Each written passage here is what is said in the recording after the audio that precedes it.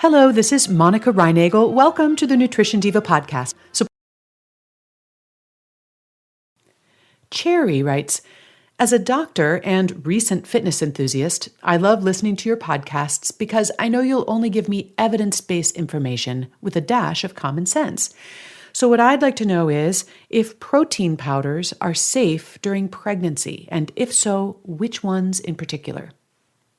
This is a great question, and before I talk about protein powder specifically, I want to just talk briefly about protein in general during pregnancy. Protein needs increase during pregnancy, along with your requirements for lots of other nutrients. How much protein you take in during your pregnancy can affect things like the baby's birth weight and body composition, head circumference, and can even affect the baby's long-term risks of diabetes, heart disease, or obesity. So how much protein do you need during pregnancy? Well, you probably won't be surprised to learn that mothers who don't eat enough protein tend to have smaller babies and higher rates of preterm births. However, some research suggests that diets that are very high in protein might create different problems. Unfortunately, the current guidelines for pregnant women on how much protein they should take in are pretty loosey-goosey. The Institutes of Medicine say that it's okay for pregnant women to get anywhere from 10 to 35% of their calories from protein. But from the research that I've reviewed in looking into Cherry's question, the sweet spot appears to be something more like 15 to 18% of your calories from protein. Now, to get a rough idea of what that translates into, divide your current weight in pounds by 2.2, and that'll give you your weight in kilograms. And then multiply that number by 1.5 to get the approximate number of grams of protein per day. And keep in mind that this number will change as you go through your pregnancy because your weight is going to be changing. And then if you'd like to see how much protein you can get from various foods, you can check my protein cheat sheet. You'll find that at quickanddirtytips.com, and there's a link to it in today's show notes. With all this talk about protein, however, we don't want to lose sight of the bigger picture. How much weight you gain during your pregnancy is likely to have an even bigger impact on your baby's weight and future disease risk than how many of your calories you're getting from protein.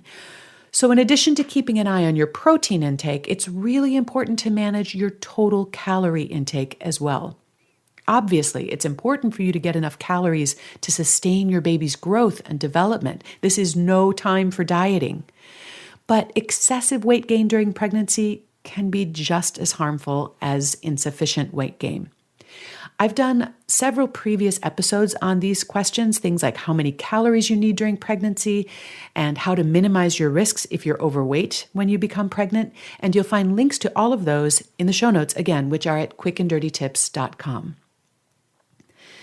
Now, where the protein comes from also seems to matter. While animal protein provides a very high quality source of protein, a couple of studies have suggested that diets very high in meat are not ideal. And by very high in meat, I mean like a pound of red meat per day. Believe it or not, they actually advised women to do this back in the 50s as a way to prevent preeclampsia. One advantage to getting your protein from a variety of sources, including meat, poultry, fish, and plant-based sources, is that you're going to get a better range of nutrients that way. Red meat is rich in iron and B12, which can help prevent anemia during pregnancy. Fish, on the other hand, is a good source of DHA, a fatty acid that helps support the baby's brain development.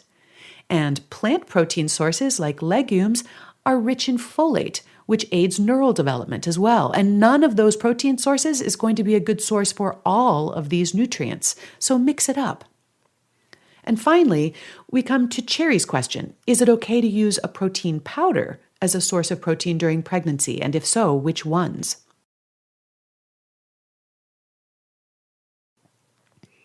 And now, is it okay to use protein powder as a source of protein during pregnancy? And if so, which ones? Strangely, the website WebMD gives the following warning about whey protein, but no other kind of protein powder. They say, Given the lack of evidence about its long-term safety, women who are pregnant or breastfeeding should not take whey protein unless a doctor recommends it.